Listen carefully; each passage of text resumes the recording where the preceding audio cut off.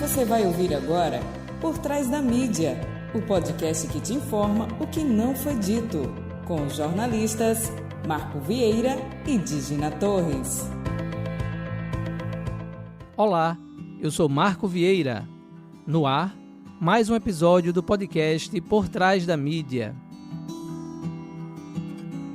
No programa desta semana, abordamos o puerpério, período que compreende desde o parto até que as condições gerais da mulher estejam normalizadas. E ainda temos o fato e o fake da semana.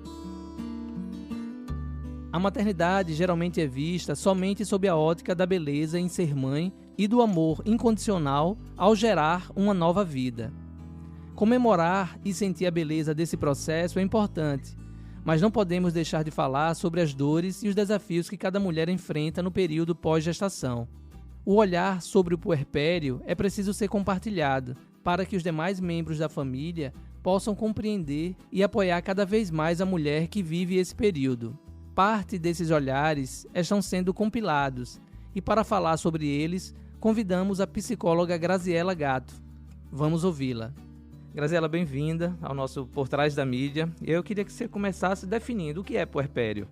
Primeiramente, queria agradecer o convite, obrigada, por dar essa oportunidade de falar um pouquinho sobre esse tema, que, como você falou, é um nome muito bonito, mas que, por vezes, a gente não sabe do que se trata, muitas mulheres passam, obviamente, todas as mulheres, que passam pelo processo gestacional, passam necessariamente por um puerpério, com intensidades diferenciadas, obviamente, porque vai falar muito do processo de vida dessa mulher. Mas o que seria o puerpério? Digamos assim, fisiologicamente, pela concepção médica, seria um processo que dura mais ou menos 45 dias relacionado ao período do pós-parto. E aí algumas literaturas vão até estender de 45 a 6 meses, mas geralmente são 45 dias na literatura, porque ele vai dar aquela ideia do corpo, digamos assim, da mulher, fisiologicamente voltar ao que era antes do processo da gestação. Só que aí, digamos assim, emocionalmente, entram outras questões, Isso daí a gente está falando de uma ordem mais fisiológica, mas para a gente, por exemplo, da psicologia, como você citou, eu sou psicóloga, existem aspectos comportamentais, aspectos psíquicos, que vão não somente por 45 dias, e sim por um processo mais longo, de chegando a 1 a 2 anos de idade da criança, porque vai depender desse processo de vinculação e algumas histórias que são revividas a partir desse processo do puerpério. Houve desgaste, cansaço, mas também teve leveza e a busca por aprender mais. Eu tenho 5 filhos, Tava conversando com ela aqui em off, E aí tô revelando para vocês também. Já sou papai de 5, Minha filha mais velha vai fazer 29 anos agora, E o mais novo fez 18, ano passado. E passamos por 5 gestações juntas aí, Eu sou casado com a mesma esposa ao longo desses 31 anos já. E pude perceber isso, eu não fazia ideia de que aquilo ali era o puerpério, que ela passava. Mas minha esposa teve uma variação assim, de humor muito grande, Teve momentos de eu virar à noite com a bebê, assim, porque ela queria se manter distância em algum momento. Outro momento ela não queria que ninguém pegasse, queria só ficar, não se cuidava e ficava só para o bebê o tempo todo, Então tem uma variação muito de comportamento por causa de todos esses sintomas da própria gestação e da pós-gestação. E aí você também está envolvida no projeto, que é o lançamento de um livro, não é isso? Tem um Instagram e tudo. Eu queria que você falasse um pouquinho sobre o que é esse olhar e sobre o puerpério. Exatamente, Olhares sobre o Puerpério é um projeto, digamos assim, que a gente fala escrito a muitas mãos, É um livro que inicialmente a gente está com a composição, A equipe, digamos assim, de comissão organizadora é formada por mim, Graziela Gatto, por Tamires, Lima, que ela é também psicóloga e doula, E por Vivian Reis, que também é escritora e jornalista. E aí a gente, dentro dessa configuração, a partir de uma roda, de gestantes, de prenhas e paridas, coordenada por Tamires Lima e uma outra doula, que também foi parceira, que fez a arte do livro, que é a Rainá Burma. Era uma roda de gestantes, de puérperas, e onde lá a gente, na verdade, elas conversavam sobre esse processo tão intenso que é vivenciar uma gestação e vivenciar esse processo pós-gestacional. Então, a ideia era, convidar essas mulheres para escreverem seus próprios relatos, suas próprias percepções sobre aquilo que elas estavam vivenciando em relação ao puerpério. No puerpério, Cada diálogo deve ser como uma palestra da ONU, ou seja, muita calma e paciência, pois tudo não vem em pacotes prontos. Então é um livro muito lindo, né? A gente tentou, na verdade, colher, produzir, né? A gente fala, né, que é uma produção de relatos conjunta, né? No sentido de quando a pessoa ela escreve e aí a gente lê, a gente também se modifica a partir daquela escrita que ela está colocando, né? Então são 32 relatos, né? 24 relatos de mulheres, pais, né, e também profissionais da saúde, né, 24 de pais e mães e 8 relatos de profissionais da saúde falando sobre as suas experiências de puerpério. E é muito interessante, porque assim, cada história é um puerpério vivenciado de forma diferente, né? Você falou que você teve 5 filhos, né? Eu posso quase assim, imaginar que foram 5 puerpérios vividos de formas diferentes, né? Porque são 5 histórias, são 5 gestações, são 5 aciona outras questões, né, relacionadas ao processo, inclusive de vivência do próprio paternar, como do próprio maternar, de cada uma dessas crianças que vão nascendo. E esse livro ele traz isso, né? Então a gente tem relatos, inclusive, né, de partos gemelares, né? A gente tem de partos, digamos assim, de filhos únicos, mas a gente também tem relatos de perda gestacional, um relato muito forte, né? Porque existe puerpério relacionado à perda gestacional, que é algo que não é falado, porque na nossa sociedade a gente entende somente quando a criança efetivamente ela nasce, né, e se desenvolve, mas há uma criança também ali, há uma história que foi construída nesse processo, né, mesmo de perda gestacional, e a gente conseguiu também trazer esse relato que é muito lindo, né? Então, é um livro que, enfim, né, a gente está apaixonada pelo projeto, né, é em parceria, inclusive, com a Edise, que é a editora aqui do estado, né, justamente também com a Segrase, e a gente, nesse processo, o livro está no forninho, né? Porque a gente já teve a boneca, já deu uma olhadinha, né? Então está nesse processo de produção e de impressão. Então a gente está muito, muito feliz com esse projeto. Acreditava que a chegada de um filho não seria suficiente para me deixar daquele jeito. Junto com o bebê, eu deixava de ser quem era antes. E aí você estava falando há pouco sobre essa questão das perdas, né? Das mulheres que também perdem, né? Que passam por um processo, né? Como é que a gente explica para quem é leigo, vamos dizer assim, né? Como é que, mesmo não tendo neném, né, não estando presente ali, você passa por um período de puerpério, o corpo estava esperando aquilo, não teve, e aí vem a questão dos sentimentos e tal, e é por isso que ela passa também por esse processo? A gente tem várias histórias de perda gestacional que, inclusive, ocorrem ainda num processo, digamos assim, de maturação do desenvolvimento do feto, né? Mas, veja, a gente entende que o processo da gestação, ele é muito maior, né, do que isso, né? No sentido de que você constrói um afeto, você constrói uma linha, o seu corpo começa a modificar, o corpo da mulher, ele modifica nos primeiros meses de gestação, né?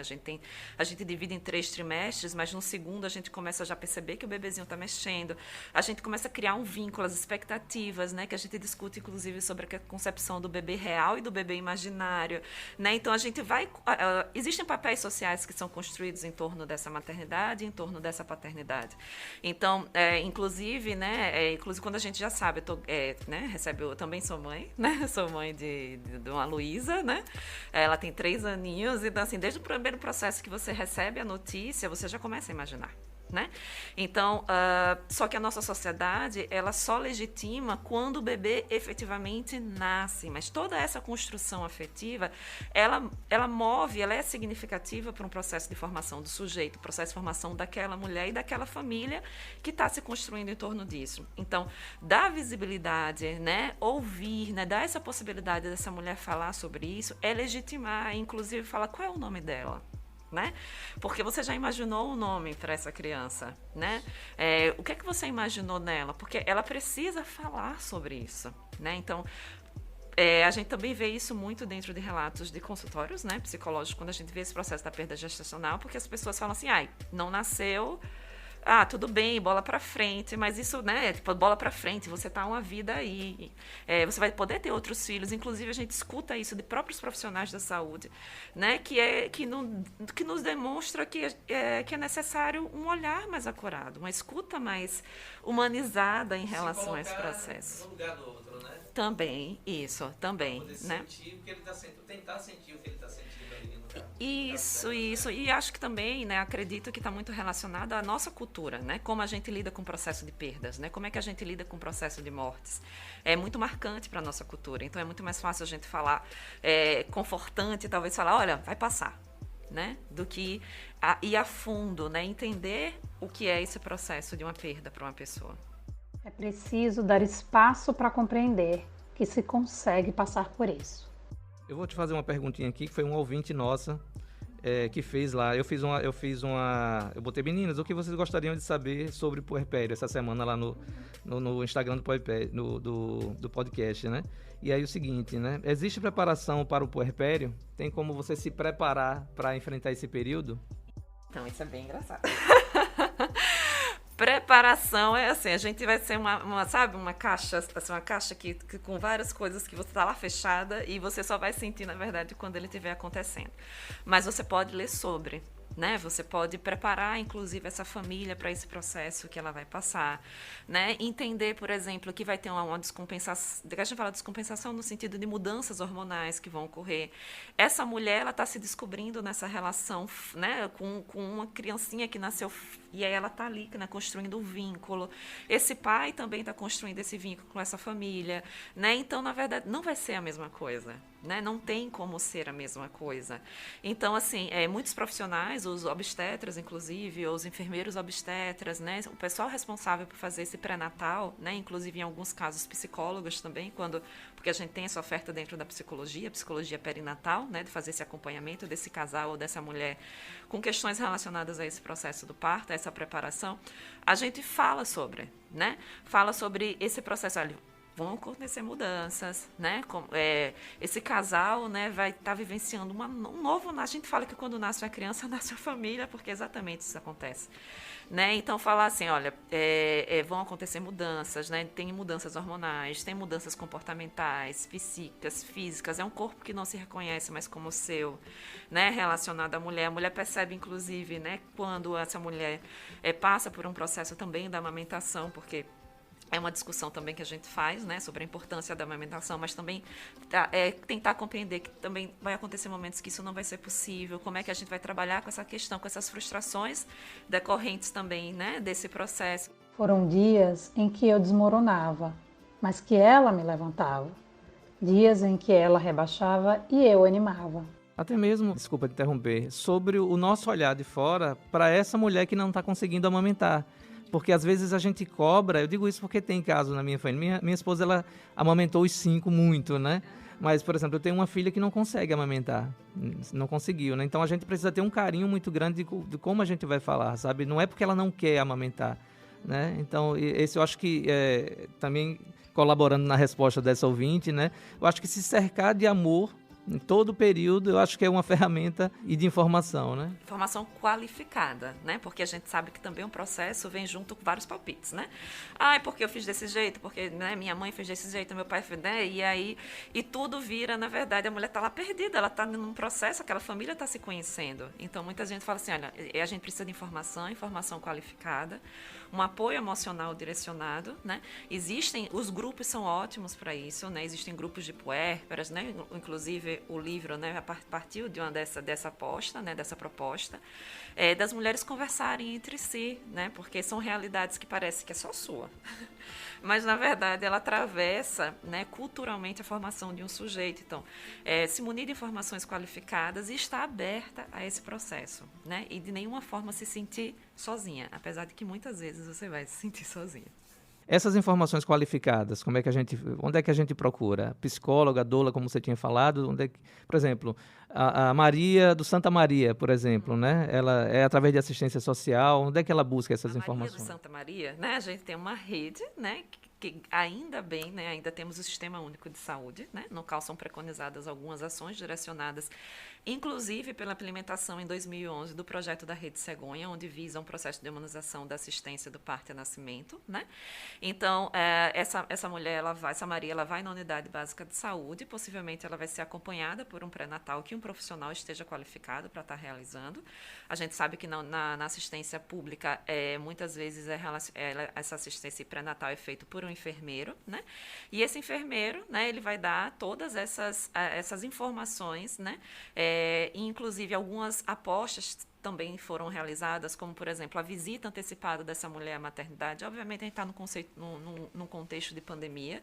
Algumas ações, né, possivelmente sofreram algumas modificações, mas justamente assim, palestras, né, nesse período pré-natal, né, de palestras, de falar da amamentação, de falar do puerpério, de falar desses processos de mudança. Então, a Maria do Santa Maria, possivelmente no posto de saúde dela, né, na unidade básica de referência onde ela faz essa assistência, ela vai ter todas essas informações, né? E nessa aposta de conexão, por exemplo, unidade básica de saúde e possivelmente uma maternidade que ela vá, né? E aí a gente sabe que existe um direcionamento com a maternidade pública, porque existe uma rede que redireciona esses atendimentos, que ela também possa conhecer esse espaço, né? E lá também ter todas as informações que ela necessite. Cumpri minha missão como mãe, mas ter um neto é especial. Vamos falar um pouquinho mais sobre o livro, né? Quanto tempo vocês levaram para colher esses depoimentos? Teve um depoimento específico assim que te marcou um pouco mais? Ou para as outras meninas também que fazem parte do projeto? Então vamos lá. Há 2 anos atrás, né, 2019, isso, a gente estava lançando um outro livro, que era o livro sobre Parir e Renascer, que foi um outro projeto, né, onde a gente também teve a contribuição de mais 3 mulheres maravilhosas, Priscila Liro, Márcia Santana e Raina Burma, né, nessa concepção para falar da experiência do parto e nascimento, né?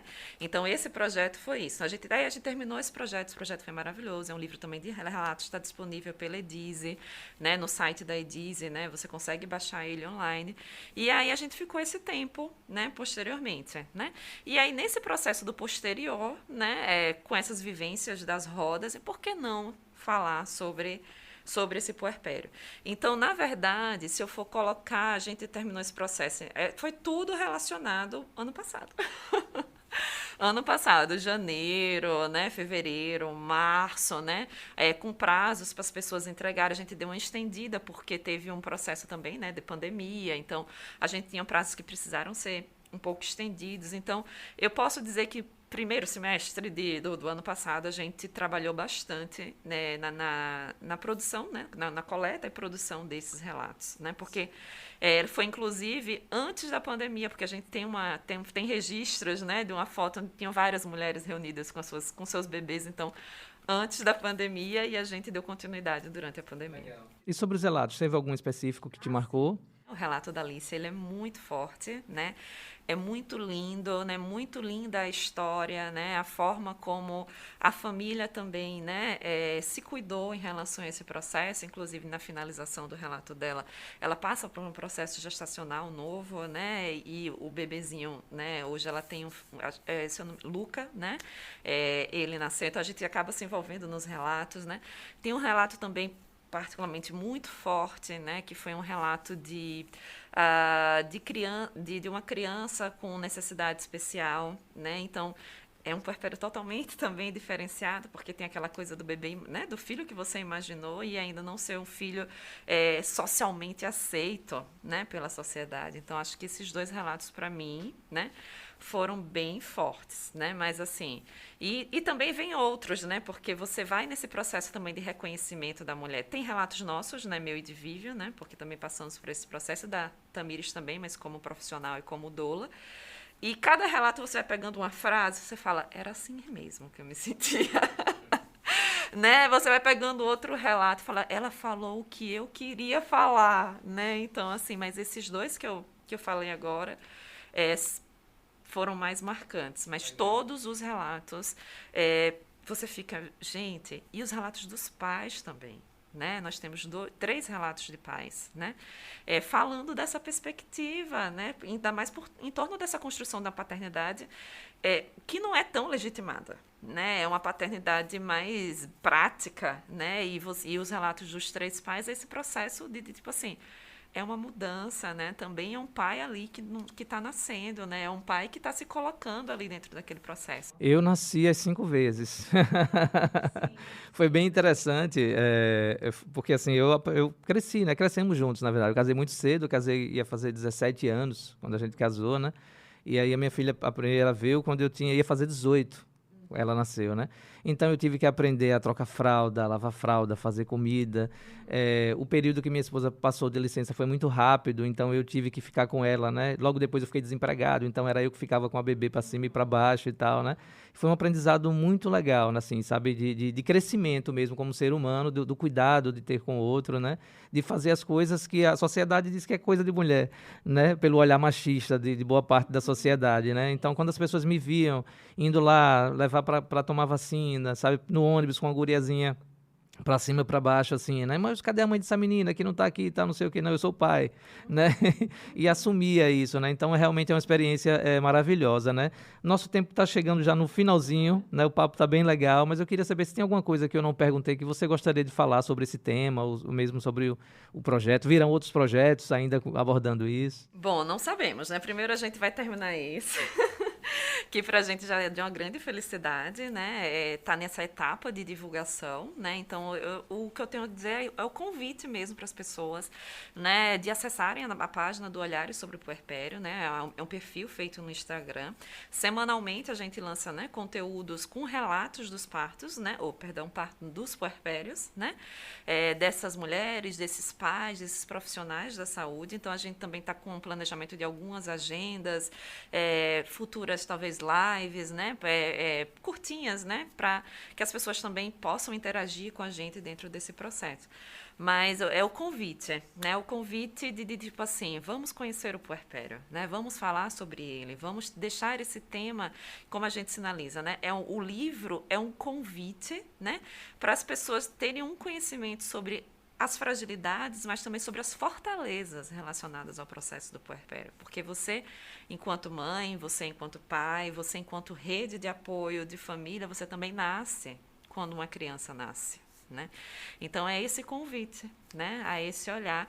E também, só para eu sinalizar, né, assim, a gente teve o prazer, né, de ter no nosso prefácio, pós-fácio também, né, a Naoli, né, que é uma parteira mexicana, né, que ela fez, e também a Laura Gutman, né, que é uma profissional da área do puerpério, né, internacionalmente conhecida, com livros, inclusive, né, conhecidos sobre as mulheres, né, que uma indicação de leitura, né, O Encontro com a Sua Própria Sombra, é um livro muito famoso dela, que fala desse processo do puerpério. Então, gente, é um prazer estar aqui e muito obrigada.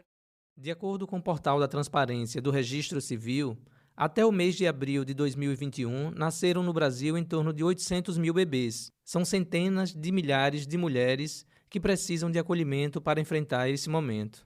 Ao longo do episódio de hoje, ouvimos alguns depoimentos, narrados por uma voz feminina. Olá, eu sou Cris Abreu, professora e jornalista, e esses depoimentos que eu li ao longo desta reportagem foram de mulheres que, assim como eu, participaram do livro Olhares sobre o Puerpério. Uma experiência não só de revisitar a nossa própria história, mas de conhecer e de aprender com as histórias de tantas mulheres. O puerpério é um momento extremamente difícil e, ao mesmo tempo, maravilhoso, em que a gente pode se reconhecer enquanto uma nova pessoa. A gente morre no parto para renascer mãe, para renascer mulher, para renascer como dona de si mesmas. E esse livro é extremamente importante para que todo mundo entenda e conheça esse processo tão pouco falado, tão pouco acolhido. E eu fico muito, muito, muito grata por ter podido fazer parte desse livro tão maravilhoso. Quem veio conversar com a gente sobre a sua experiência nesse período agora que está vivendo do puerpério é a jornalista Dígina Torres. Ela mesma, minha querida amiga que apresenta aqui comigo o podcast Por Trás da Mídia. Ela teve que se ausentar da apresentação do programa comigo justamente para cumprir esse período, né? Teve bebê recentemente e agora veio aqui falar com a gente sobre essa experiência aí de mamãe de primeira viagem. Bem-vinda, Dígina. Oi, pessoal. Vocês já me conhecem, né, por aqui, mas agora eu tô na versão mãe de licença maternidade, então estou um pouquinho afastada da produção do podcast, mas não poderia deixar de participar desse programa que é muito especial para mim também, né, que eu estou justamente nessa fase do puerpério e descobrindo várias coisas. Eu sou, né, mãe de primeira viagem, eu e o meu companheiro, né, somos mãe e pai de primeira viagem, e nós estamos descobrindo tudo juntos, assim, né?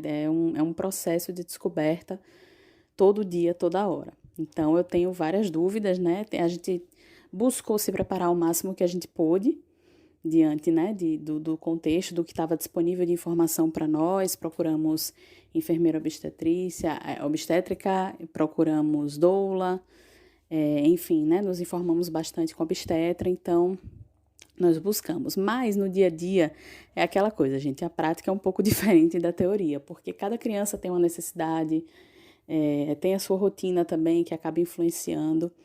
Então, algumas coisas a gente vai descobrindo. Por exemplo, uma das coisas que mais me desespera e que eu acho que me tira o sono, né? Quando falaram assim, você nunca mais vai dormir. E eu achava um exagero, né? Eu ficava, nunca mais vai dormir, que exagero. Não é exagero, porque a gente fica naquela coisa do instinto e é uma coisa tão visceral, né? Dentro da gente, que você fica com medo que qualquer coisa aconteça. Então, logo nesses primeiros dias, né, meu filho tem pouco tempo de vida, ainda não tem um mês, mas logo nesses primeiros dias eu já senti vários desesperos, assim, né, então, assim, de chorar, de ter um chorinho dele que me dá um desespero. Então, principalmente essa questão da morte súbita, né, que apesar de ser um evento raro, mas eu gostaria muito de ouvir mais sobre isso, né, porque eu acho que esse é um dos grandes medos, né, de toda mãe puérpera, né, de toda mulher que está passando pelo puerpério, né, o medo de colocar na cama e de repente acontecer isso, o medo de depois do mamar, né, depois que o filho mama, não arrotar direito e acabar se engasgando. Então, esse para mim definitivamente é o maior medo, assim, né, a maior paranoia, né, então eu gostaria de ouvir mais sobre isso, e a questão também da maternidade na pandemia, né? A gente acaba ficando um pouco mais noiado também, por exemplo, a gente está bem isolado, já na gravidez eu já estava bastante isolada, estava trabalhando em home office e a gente pensando nesse contexto amplo de pandemia, como que a gente pode amenizar, né, essas saudades, assim, porque é difícil, né, ver o filho crescer longe das pessoas que a gente ama, né? E é claro que a gente sabe que isso vai passar em algum momento, mas eu também gostaria de saber, assim, como amenizar isso, né? Seja para a puérpera, na fase do baby blues, né? E também na fase desse distanciamento social, porque é um período que a mãe também precisa ser cuidada, né? Assim como o filho.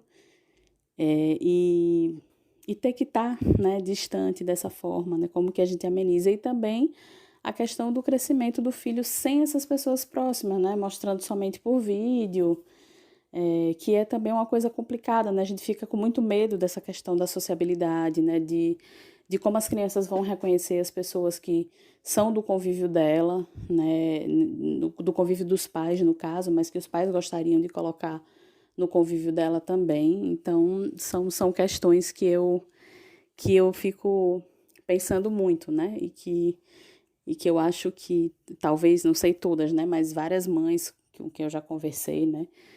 Também têm essas questões, têm medos, né? E também precisam ser cuidadas, né? Eu acho que é mais ou menos por aí. Saudade, pessoal, de vocês, saudade, Marquinhos, saudade da galera do Por Trás da Mídia. Mas agora eu tenho que ficar, assim, tempo integral me dedicando ao meu pequenininho. Então é isso, pessoal. Contamos aí com a importante participação da Graziela Gatto, da Cris Abreu, da Dijna Torres. Sigam o Olhares sobre o Puerpério, que é o Instagram das meninas que estão lançando o livro. Brevemente já vai estar aí, como ela falou, está no forninho. Brevemente sai. E daqui a pouco a gente volta. Vamos agora para o nosso apoio cultural. Apoio cultural. Chegou em Aracaju a Solater Jardins, uma empresa especializada na área de jardinagem, com serviços de manutenção de área verde, elaboração e execução de projetos de paisagismo e tratamento e prevenção de pragas e doenças. E ainda fornece insumos para o seu jardim. Mais informações, acesse o site www.solaterjardins.com.br e no Instagram, curta e compartilhe @solater_jardins. Fato da semana.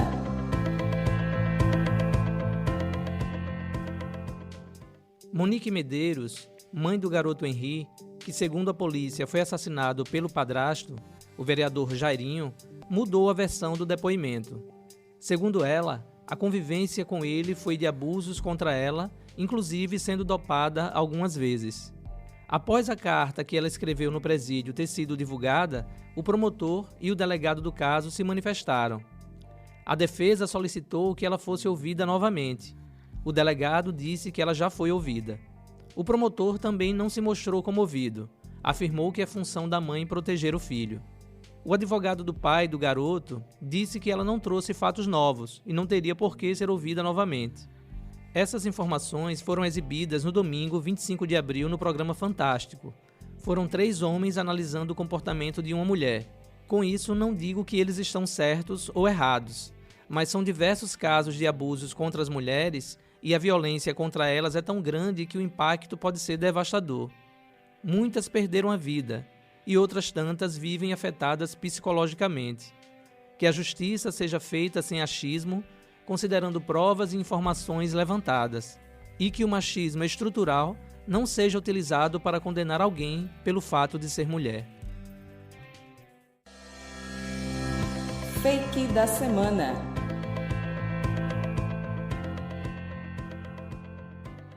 E ele não cansa de fazer a gente passar vergonha. Bolsonaro discursou na ONU afirmando medidas totalmente contraditórias com as ações do seu governo. O sujeito foi eleito através de mentiras, então não é novidade que elas estejam espalhadas em diversas pastas. O meio ambiente brasileiro vem sendo devastado, com liberação de pesca predatória, desmatamento recorde, excesso de queimadas e ações que só permitem que esse desastre continue. Uma pesquisa rápida e ele logo é desmascarado. Mas não tá nem aí. Mente que nem sente. Chegamos ao final de mais um episódio do podcast Por Trás da Mídia. Para você que ainda não nos segue nas redes sociais, siga lá. Estamos no Facebook, no Instagram e também no Twitter. Até a próxima semana. Tchau, tchau.